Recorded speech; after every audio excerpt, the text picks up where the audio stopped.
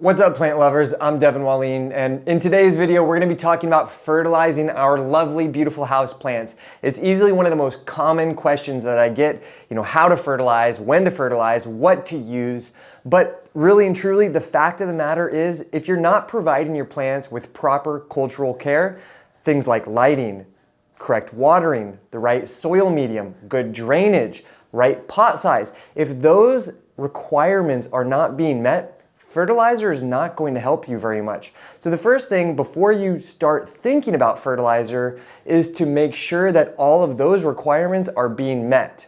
Because as we remember, fertilizer is not food. Plants manufacture their own food via photosynthesis, but rather fertilizer enriches the available nutrients in the soil for the plants to absorb those nutrients, and that's going to help with the growth process. But without photosynthesis occurring correctly, fertilizer is not going to do very much at all. You can think of it like photosynthesis creates the food, and then fertilizer is the vitamins and minerals that help all of those growth processes occur more effectively. So yes, those nutrients are essential, and that's why they are called essential nutrients, but without having a way to utilize them, aka photosynthesis, there's really no point to them. Now, there are 17 different essential nutrients that plants require in order to grow correctly.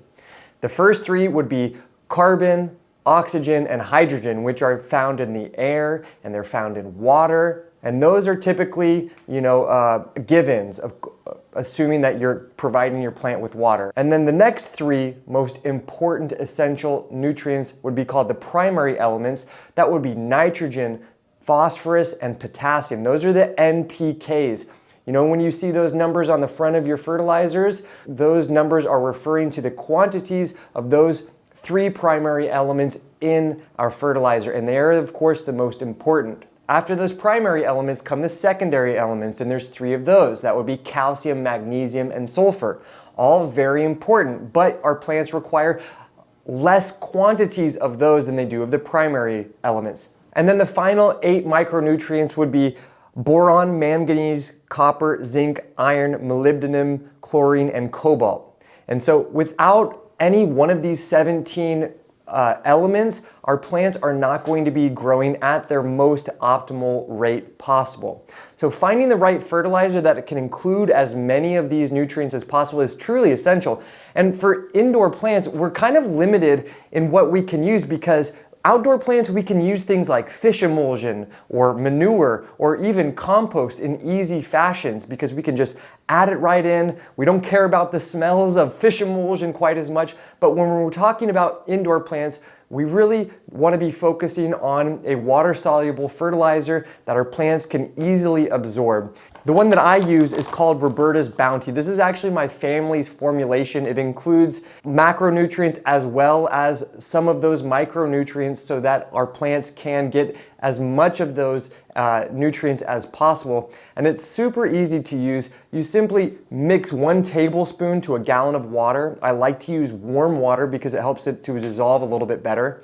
And then you're gonna mix it around as much as you can. I like to use just like an old steak from my tomato steaks. And then you water your plants in normally. Now I'm gonna use this fertilizer on all of my indoor plants about once every 6 to 8 weeks. During the warm, active growing season, when our plants are really absorbing a lot of that sun's energy, they're gonna want more nutrients. So I might do a little bit more frequent. And then in the cooler, darker months of the winter time, plants are not absorbing as much sunlight, the temperatures are cooler, so they're not respiring quite as much. They really don't need as much nutrients. So during those periods, I'm gonna fertilize a little less frequently, but on average, I would say once every 6 to 8 weeks is going to be perfect. And this is really great to use on everything from anthuriums, fiddle leaf figs, philodendrons, Christmas cactus, cyclamen, pothos, snake plant, money tree, you name it. This is really a great all-purpose fertilizer to use for all of our houseplants. So if you've been wondering about what to do, how to fertilize, when to fertilize, what to use on all of your houseplants, hopefully this video has helped give you a little bit better understanding of what you need and how you can achieve that And I think this is a great option for any home grower. It has no shelf life. And if you are interested in, just go to my description below. You'll find a link to this. You can find it, purchase it, and it'll get shipped out to your door. So if you did find this video helpful, give it a like, subscribe to my channel. I'm bringing new plant-related content all the time. And don't forget, we have a members-only section of our YouTube channel. As a member, very inexpensive to join, you'll get access to our chat room where you can ask me direct questions and I will respond with videos, audios, or text messages, whatever might be helpful in your situation. Anyways, thanks for joining me here on Plant Vibrations. I'll catch you soon. Ciao.